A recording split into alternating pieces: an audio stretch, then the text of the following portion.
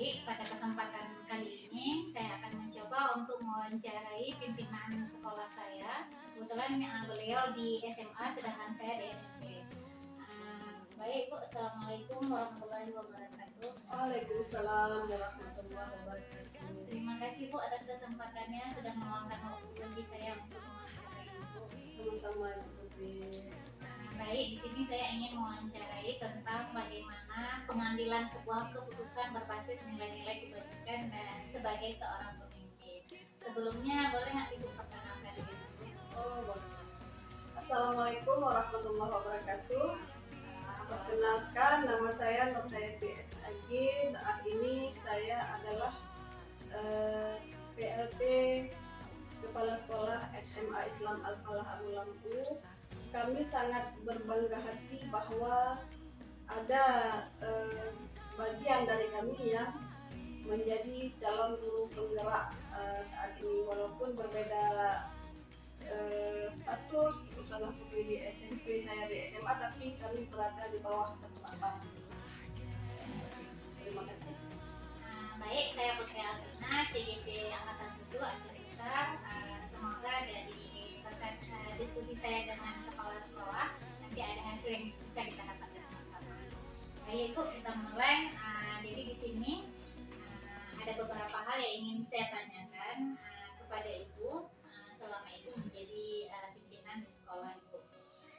Jadi selama ini kira-kira bagaimana Ibu bisa mengidentifikasi kasus-kasus tersebut menjadi bagian dari dilema etika ataupun dilema moral. Jadi membedakan ya, Bu Putri ya, membedakan antara dilema etika dan dilema bujukan moral. Ya. Kalau dilema etika itu biasanya kita dihadapkan dalam dua pilihan. Kita harus memilih salah satu yang mana keduanya itu sama-sama benar. Kalau bujukan moral, kita dihadapkan juga untuk memilih, tapi yang satu benar, yang satu salah. Tapi walaupun satu benar satu salah, dalam memilih itu juga perlu pertimbangan. Walaupun kita tahu harus memilih yang benar, tapi ada pertimbangan sosial, keadaan lingkungan itu membuat kita mungkin agak harus mengalami proses yang panjang untuk membuat satu keputusan. Berarti betul-betul dilema etika ya dalam mengambil sebuah keputusan. Dikatakan dilema, memang betul-betul dilema, susah untuk memilih. Baik Bu, untuk selanjutnya dalam mengambil sebuah keputusan di sekolah yang Ibu pimpin, terutama dengan kasus-kasus yang kita bersama, kira-kira sama-sama mengandung nilai kebajikan itu bagaimana untuk menjalankan pengambilan keputusan tersebut? Biasanya untuk mengambil satu keputusan itu kita identifikasi itu masalahnya apa, penyebab masalahnya apa, kemudian kenapa bisa seperti itu. Kemudian baru kita mencari solusi bersama-sama dengan berdialog dengan yang bersangkutan, berdialog juga, tukar pendapat dengan para pemangku kebijakan di sekolah. Baik, berarti di sini dalam mengambil sebuah keputusan Ibu mencoba untuk mengidentifikasi dulu ya. Ya, identifikasi dulu masalahnya. Terus baru dicari solusinya bersama-sama gitu ya. Oke. Baik Bu, kira-kira ada nggak langkah-langkah atau prosedur yang bagaimana sih yang selama ini dilakukan dalam mengambil sebuah keputusan pada saat ini? Saya pertama lihat dulu masalahnya apa, kemudian apa penyebabnya. Biasa berdialog langsung dengan yang bersangkutan kalau masalah itu terjadi secara personal. Setelah kita berdialog, saya juga berdialog dengan orang-orang di sekitar yang punya masalah itu, sesama teman sejawat. Kita mencari informasi dari beberapa sumber. Setelah itu saya berdiskusi juga dengan sumber-sumber itu, bagaimana begini, kalau ini bagaimana, kalau itu bagaimana. Setelah dari tahap itu saya naik lagi ke tahap berikutnya, bermusyawarah dengan tim pemangku kepentingan di sekolah. Ada wakil wakasiswaan, itu kami selalu berdiskusi sehingga satu keputusan itu kami ambil secara bersama-sama, tidak keputusan saya sendiri. Nah, Ibu, berarti yang Ibu sampaikan tadi langkah-langkahnya Ibu cari dulu penyebab kenapa sih masalah itu bisa terjadi ya. Baru setelah mengetahui penyebab, Ibu mencoba untuk mengkonfirmasi dengan yang membuat masalah atau dengan yang lainnya. Terus mencoba untuk berdiskusi Bu ya, masalah. Nah, habis itu berdiskusi dan juga melakukan kolaborasi dengan stakeholder yang lain, baik orang tua atau yang lain. Luar biasa Bu ya, berarti di sini Ibu mengambil sebuah keputusan langsung sendiri Bu ya, tetapi dengan tim ya, dengan tim biasanya, kolaborasi yang luar biasa. Karena kita tidak, pikiran kita terbatas menurut saya, apalagi untuk mengambil sebuah keputusan atau mengambil sebuah kebijakan. Lebih enak dengan diskusi, dengan ada beberapa kepala, jadi ada ide-ide, kita melihat kekurangannya kalau begini apa, kelebihannya kalau keputusan ini apa. Tapi hak veto terakhir tetap ada di Itu tangan Ibu ya. setelah diskusi, walaupun kadang-kadang yang apa namanya, Pemberian pendapat. ide kita juga yang keluar, tapi kita setelah melalui proses diskusi dengan mempertimbangkan segala hal, dan walaupun ide dari satu orang tapi dengan persetujuan bersama. Untuk misalnya keputusannya A, itu stakeholder, wakakur, wakasiswa itu sudah setuju dengan keputusan. Kolaborasi tetap, tapi hak veto sebagai pemimpin tetap masih ada di tangan Ibu ya. Kalau dibilang hak itu juga Hak veto dari hasil bersama ya. karena keputusan kan tetap kepala sekolah, Iya, walaupun iya. ide dari siapa saja boleh. Baik Ibu, untuk selanjutnya kira-kira hal apa saja sih yang selama ini Ibu anggap efektif dalam pengambilan keputusan pada kasus-kasus yang Ibu hadapi di sekolah Ibu? Nggak efektif. Yang efektif, yang membuat pengambilan keputusan Ibu menjadi lebih efektif, lebih bijak.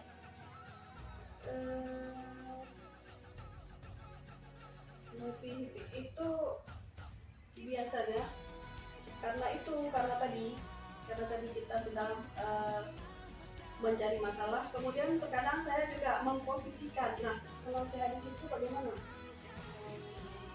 Berarti memposisikan diri sebagai orang yang mengalami masalah ya. Kalau saya berada di posisi keadaan seperti yang guru atau siswa atau siapa yang bermasalah itu, bagaimana perasaan saya seperti itu kan?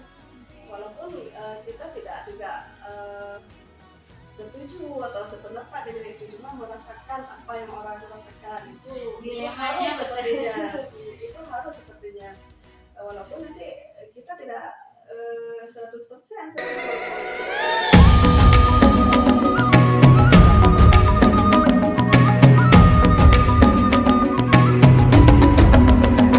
Bangun dan bukalah matamu, saatnya meraih mimpimu.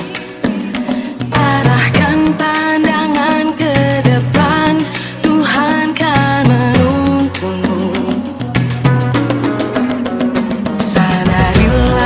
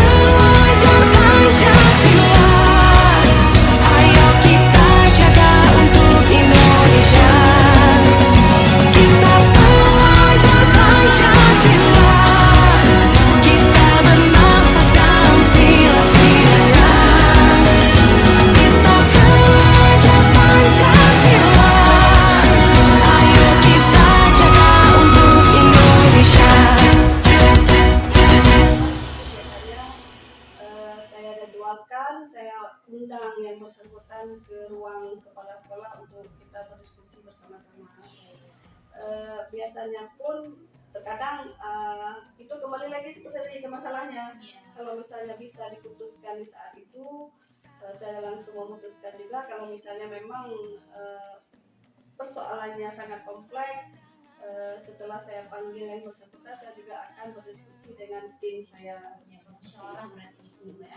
Berarti di sini kalau misalnya dibilang jadwal tergantung ke Tergantung kasusnya. masalahnya. Kalau masalah kecil tidak dijadwalkan, kalau masalah besar dijadwal. Tapi segera, walaupun dijadwalkan segera juga. Tidak kita berlarut-larut dalam kasus minggu depan, bulan depan, enggak, cuma kita jadwalkan memanggil yang bersangkutan di mana beliau ada waktu untuk berhadir di kantor kepala sekolah seperti itu, dengan tidak mengucap mengajar beliau. Berarti Ibu mencoba untuk menyelesaikan masalah secara langsung. Namun di sini tergantung masalah yang dilihat juga, tapi nggak nanti nanti aja tetapi secepat mungkin langsung dipanggil. Cuman mungkin kalau kita tahu masalahnya hari ini, terkadang memang hari itu langsung dipanggil, tapi kita panggil juga ke ini, misalnya kita tahu jam 8, jam 10 kita undang masuk ke kantor ke kepala sekolah sebentar atau besoknya. Intinya di sini diproses langsung. Masalah yang dihadapi. Baik Ibu, selanjutnya kira-kira ada nggak seseorang ataupun faktor-faktor yang selama ini mempermudah Ibu dalam pengambilan keputusan? Biasanya mungkin ada teman atau apa faktor yang lain yang membantu Ibu dalam pengambilan sebuah keputusan. Selama ini saya sangat terbantu dengan berkolaborasi dengan tim. Iya. Saya selalu berganding tangan dengan wakasiswa itu, selalu bersama tim. Tidak ada keputusan saya yang mereka tidak tahu, dan mereka juga saat mengambil keputusan tentang di bawah divisi mereka selalu berkonsultasi. Berarti kolaborasi selalu ya? Selalu, insya Allah. Baik Bu, tadi kan Ibu sudah menjawab beberapa pertanyaan saya. Dari semua yang sudah Ibu sampaikan, kira-kira pembelajaran apa sih yang bisa dipetik dari pengalaman Ibu dalam hal pengambilan keputusan di Lema Etika ini? Pertama, manusia tidak ada yang sempurna. Semua kita pasti punya khilaf. Salah khilaf itu pasti ada. Itu satu. Jadi mungkin kenapa ada solusi, ada apa namanya? Kita harus berdiskusi karena kita sadar waktu kita salah itu adalah kekhilafan. Jadi harus ada yang mengingatkan untuk berubah kembali ke yang lebih baik. Itu yang saya lihat. Bukan memang kita datang sebagai seorang yang tersalah, enggak. Pasti kesalahan itu karena ada sebab, bisa jadi khilaf, bisa jadi memang sesuatu yang tidak dielakkan, dan itu murni kodrat manusia. Tidak ada manusia yang tidak salah dan tidak ada manusia yang tidak khilaf. Kemudian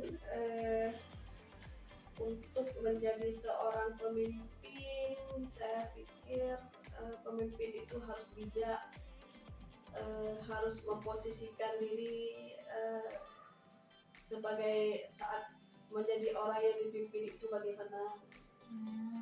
Itu harus kita lihat juga. Kemudian saat mengambil keputusan itu tidak boleh otoriter, selalu mempertimbangkan baik buruknya terhadap sebuah keputusan, dan yang paling penting kolaborasi. Jadi saat kita mengambil keputusan, apabila kita berkolaborasi dengan tim, kita akan kuat, karena itu bukan keputusan kita sendiri, tapi keputusan bersama. Prinsip seorang pemimpin yang luar biasa Bu ya. Pengambilan keputusannya itu nggak sendiri, walaupun sebenarnya posisinya sebagai seorang pemimpin, tetapi Ibu terus berkolaborasi dengan rekan-rekan Ibu di sekolah. Terus Ibu juga bilang tadi ketika bawahan Ibu melakukan kesalahan itu adalah hal yang wajar. semua belajar tapi tidak boleh dibiarkan, harus diselesaikan. Tapi ini berarti kan ibu sebagai seorang pemimpin mengerti bahwasannya memang dia membuat kesalahan, tetapi dia akan memperbaikinya. Kadang-kadang ada juga pemimpin yang nggak mau menerima kesalahan orang. Jadi saya sebenarnya sangat terinspirasi nih sama ibu apa yang ibu sampaikan.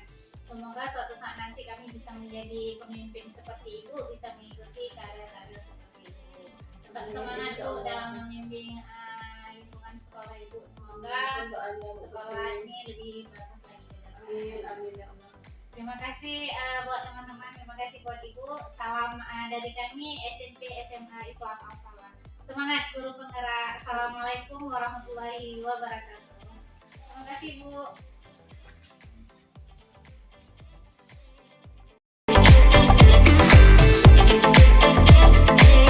Bismillahirrahmanirrahim. Assalamualaikum warahmatullahi wabarakatuh. Saya Putri Aldina, CIP Angkatan 7 Aceh Besar. Alhamdulillah pada hari ini mendapat kesempatan berjumpa dengan kepala sekolah saya, Ibu Masyitoh. Beliau pimpinan di SMP Islam Al-Falah. Adapun agenda kami pada hari ini yaitu melakukan analisis kasus, dilema etika maupun rujukan moral yang pernah beliau hadapi selama beliau menjadi pimpinan. Baik Ibu, gimana Bu? Kira-kira untuk hari ini ada waktu untuk diwawancara Bu? Insyaallah. Baik, di sini Putri selaku bawahan Ibu ingin menanya beberapa kasus atau masalah yang pernah Ibu hadapi dalam memimpin Bu ya. Untuk memimpin sebuah lembaga itu pastinya tidak mudah Bu ya. Banyak masalah, banyak persoalan yang dihadapi. Jadi di sini kira-kira ada nggak kasus-kasus atau masalah yang selama Ibu menjadi pemimpin di sekolah yang Ibu alami dan bagaimana cara Ibu menghadapinya? Ya. Jadi kalau kita lihat yang namanya dalam kehidupan itu memang ada masalah. Cuma tergantung kecilnya yang besarnya. Cuma di dalam hal ini kita kalau misalnya ada masalah-masalah kecil itu memang kita anggap tidak ada masalah. Tapi kalau memang misalnya masalah-masalah yang kita lihat agak besar itu memang kita selesaikan bersama secara menyeluruh atau secara konsekuensi kita harus saling bicara, saling menceritakan apa masalahnya, dari mana sumbernya. Jadi semuanya itu memang kita kerjakan secara bersama-sama. Biasanya bukan kalau kita ada masalah di sekolah pasti kan ada perasaan nggak enak Bu ya ketika kita menyelesaikannya, ketika mencoba untuk adil sesuai aturan nggak enak sama teman atau apa, itu disebut dengan dilema etika atau bujukan moral Bu ya. Jadi di sini Putri mau nanya Bu, kira-kira bagaimana Ibu mengambil sebuah keputusan di sekolah, terutama untuk kasus-kasus di mana ada dua kepentingan di sini. Yang satu kepentingan memang kepentingan Ibu ingin mensejahterakan bawahan Ibu guru-guru, tetapi di satu sisi itu adalah merupakan sebuah aturan dari dinas. Kira-kira ini Ibu pada saat mengambil sebuah, ini kan harus memilih salah satu Bu ya. Pada saat Ibu harus memilihnya itu gimana kira-kira? Karena gini, kita kan lihat permasalahan juga. Kalau misalnya kita kan memang kalau kita katakan masalah ini kan ada yang misalnya mengurus kepribadian dan juga mengurus kepada arah umum ataupun kelembagaan. Tapi kalau misalnya yang kepribadian kita mungkin kita selesaikan secara kepribadian. Tapi kalau memang yang menyangkut dengan hal-hal ramai ataupun ke masalah umum itu nanti kita harus konfirmasi dengan stakeholder yang ada di sekolah. Tidak mungkin kita bisa mengambil suatu kesimpulan walaupun kesimpulan itu nanti pada akhirnya kita yang mengambil keputusan. Jadi maka dalam hal ini kadang-kadang kita kalau misalnya untuk melihat kan ada sudut pandang, kan? Jadi sudut pandang kadang-kadang kita satu sisi melihat yang namanya kita orang tua semua kita menginginkan bahwa itu sejahtera. Tapi bagaimana untuk mengurai sejahtera itu? Jadi kan dia terbentuk dengan aturan. Kalau memang aturan yang mengancam dengan apabila misalnya kita berbuat itu bisa mengambil keputusan itu tidak bisa kita ambil, berarti kita walaupun memang ingin mensejahterakan kita tidak boleh juga. Karena kalau program-program sekolah itu misalnya kan ada kegiatan ataupun dia ada aturan-aturan tertentu. Misalnya kita di dalam melaksanakan kalau sekolah yang ada misalnya seperti menyebut dengan biaya operasional sekolah. Nah, jadi dalam biaya operasional sekolah itu kan tidak pernah disebutkan untuk baik kepala sekolah ataupun guru secuil pun nggak pernah. Kecuali kalau memang kita ingin usulkan guru, berarti guru itu harus membuat program. Nah, jadi dengan adanya program sehingga nanti bisa kita ambil jadinya sedikit. Dengan ada jadinya sedikit sehingga kita walaupun secara kadang itu bisa juga mensejahterakan guru. Tetapi kadang-kadang si guru pun itu tidak berpikir sampai ke arah sana. Jadi kan itu kendala sebenarnya, dilema yang kita hadapi. Tapi namun demikian kita tetap, misalnya kita secara konsekuensinya itu sebuah sesuatu yang saya menyangkut dengan permasalahan yang jelas saya tidak menyelesaikan sendiri. Oh iya, berarti di sini langkah-langkah yang Ibu lakukan, Ibu tidak mengambil keputusan sendiri, walaupun sebenarnya di sini keputusan terbesar ada di tangan Ibu ya. Ibu tetap melakukan musyawarah dengan stakeholder Ibu ya. Dan Ibu di sini saya menanggapi tadi juga sebenarnya posisi Ibu sebagai pemimpin sangat susah dalam membuat sebuah keputusan ya. Enggak enak ya, dilema etika yang seperti Ibu sampaikan tadi, mencoba untuk membantu tetapi mereka nggak mengerti dengan bantuan kita, apalagi memberi kayak tugas-tugas tambahan. Jadi yang maksud Ibu sebagai pemimpin di sini ingin membantu, tetapi bisa saja bawahan Ibu menjadi salah tafsiran Bu ya. Berarti di sini sangat dilema Bu ya. Padahal niat kita sudah berjuang betul-betul untuk membantu, malah pemahaman lebih ke yang lain. Baik Ibu, untuk selanjutnya kira-kira apa saja yang selama ini yang Ibu anggap efektif dalam pengambilan keputusan pada kasus-kasus dilema etika? Bisa kayak tadi, apa sih sebenarnya yang membuat Ibu itu? Yang pertama gini Bu, karena kalau misalnya kita melihat ini kan secara keseluruhan kan, jadi misalnya kita memang dilema, tapi namun demikian kita harus kita ambil. Makanya kadang-kadang kita harus menyatakan juga kepada guru ataupun kawan kita itu, karena saya walaupun memang guru dengan sekolah saya tidak anggap rasanya kuat. Berarti itu mitra kerja saya. Biasa banget. Dalam arti kata contoh ya. Mitra kerja, cuman di dalam mengambil keputusan itu kita memang harus kita sampaikan. Apabila kita kan harus kita sampaikan yang benar itu memang walaupun yang benar itu pahit, harus kita sampaikan. Apakah mereka senang menerima, mereka tidak senang, berarti tugas kita sebagai orang tua berarti harus kita sampaikan. Yang jelas secara keseluruhan kan orang menjadi dilema, karena dengan kita sampaikan itu berarti memberi peluang kecil untuk kadang-kadang mereka sudah menganggap ada peluang, tapi karena kita sudah menyampaikan apa sesuai dengan porsi kita masing-masing, berarti mereka itu tidak tidak sewenang-wenang kan, misalnya boleh kita katakan dia tidak bisa memaksa kita, tidak bisa memaksa kehendak beliau. Berarti kita tetap punya kemampuan. Sebagai pemimpin kan, jangan sampai nanti kita sebagai pemimpin juga diatur. Tapi saya sangat tertarik Bu dengan yang Ibu sampaikan tadi, bahwa Ibu sebagai pemimpin di sini enggak membedakan bahwasannya Ibu, oh saya posisi sebagai pemimpin saya bisa seenak-enaknya, malah Ibu tadi lebih ke arah mitra kerja ya.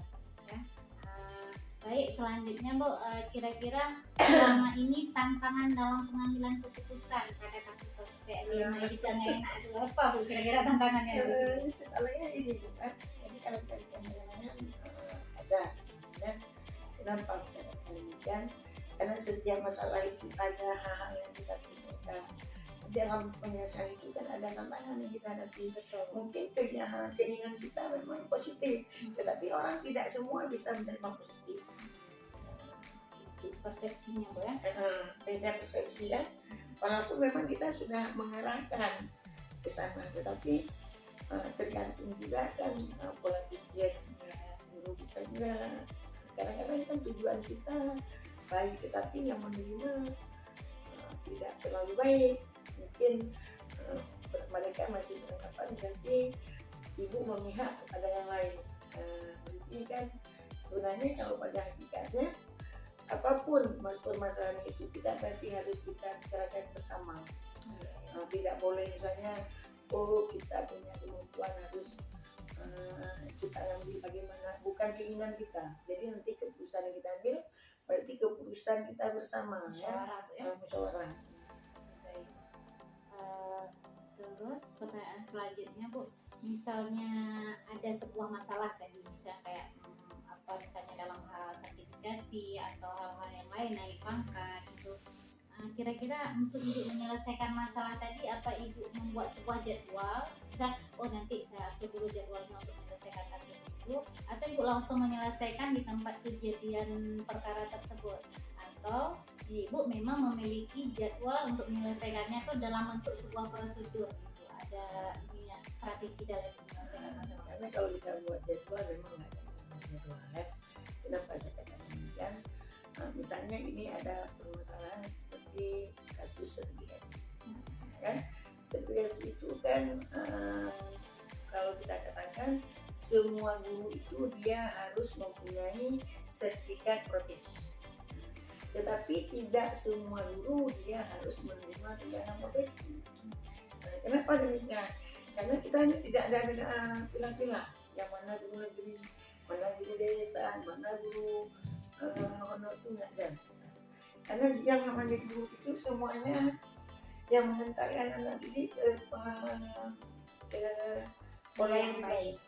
Jadi nanti apabila memang misalnya kadang-kadang kondisi sekolah kita, misalnya kalau dulu mungkin rombongan itu bisa, jadi kan tidak ada kendala, tidak masalah, masing-masing bisa penuh sendiri.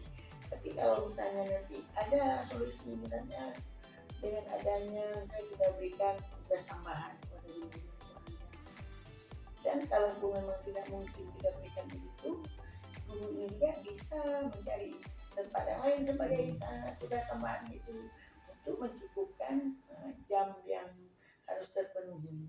Berarti di sini nggak ada jadwal khusus ya, Pak? Tergantung masalah yang dihadapi, berarti misalnya memang bisa diatasi, kita bicarakan di situ. Bicarakan, yang penting kita tidak ada, lingkungan kita tidak ada unsur yang dirugikan.